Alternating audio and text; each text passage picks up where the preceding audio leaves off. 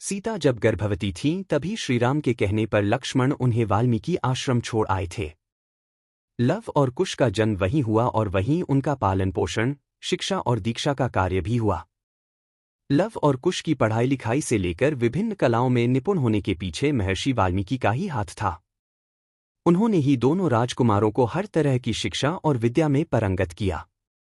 महर्षि वाल्मीकि ने रामायण लिखी और लव एवं कुश ने जब होश संभाला तब उन्होंने दोनों भाइयों को रामायण कंठस्थ करा दी। रामायण कंठस्थ करते वक्त दोनों को यह नहीं ज्ञात था कि वे उनके माता पिता की गाथा है।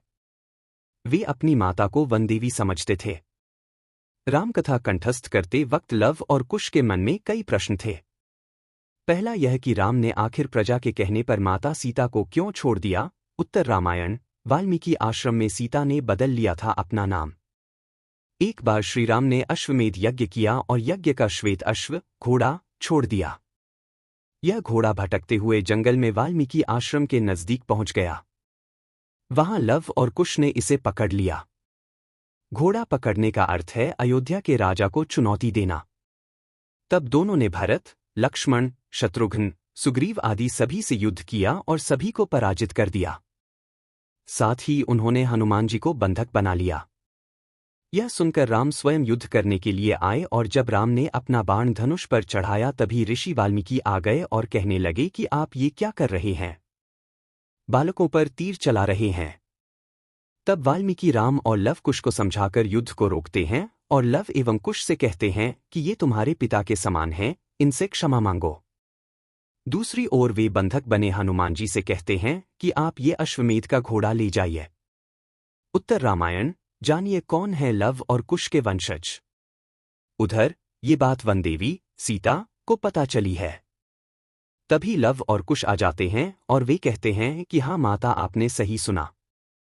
हमने शत्रुघ्न, भरत, लक्ष्मण सहित उनकी सेना को परास्त कर दिया। यह सुनकर माता सीता अवाक रह जाती और दुखी भी होती है। फिर लव और कुश कहते हैं कि हमने तो हनुमान जी को भी बंधक बना लिया था। यह सुनकर माता सीता कहती हैं कि ये तुमने क्या किया, वो तो मेरे पुत्र के समान है। तुमसे पहले तो वह मेरे पुत्र है। यह कहते हुए माता सीता रोने लगती है। यह देखकर लव और कुश भी अचरज से माता को देखते हैं। फिर वो कहते हैं कि हमसे लड़ने तो स्वयं अयोध्या के राजा राम आए थे। माता सीता पूछती है, क्या राम आए थे और क्या तुमने उन पर बाण उठाया? लव और कुश कहते हैं कि नहीं माता, हमारे बाण तो पहले से ही उठे हुए थे। यह सुनकर माता सीता दुखी होकर रोने लगती है कि हे पुत्र, आज तुमने घोर पाप कर दिया। इसका तो प्रायश्चित भी नहीं हो सकता। माता को रोता देखकर लव और कुश की आंखों में भी आंसू आ जाते हैं। उत्तर रामायण काकभूषुंडी की 5 खास बातें। तब माता सीता रोती बिलखती हुई बोलती हैं कि यह तो घोर पाप है प्रभु। कोई पुत्र अपने पिता पर कैसे बाण उठा सकता है? अब मैं कैसे इसका प्रायश्चित करूंगी? यह सुनकर लव और कुश को आघात लगता है।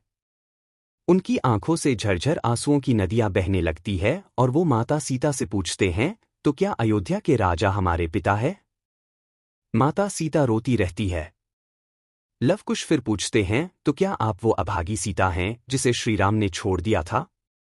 माता सीता रोते हुए कहती है कि जिसका पति भगवान हो वह कैसे अभागी हो सकती है। तभी वहां वाल्मीकि ऋषि आ पहुंचते हैं और वे रोते हुए लव और कुश को कहते हैं कि हाँ, ये तुम्हारी मां सीता है और प्रभु श्रीराम तुम्हारे पिता है।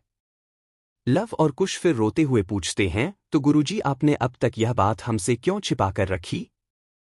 वाल्मीकि कहते हैं कि हर बात को बताने का उचित समय होता है। फिर वाल्मीकि समझाते हैं कि इसमें तुम्हारे पिता का कोई दोष नहीं, यह तो अयोध्या की प्रजा का ही दोष है और अब वक्त आ गया है तो तुम राम और सीता की कथा को उन्हें सुनाओ।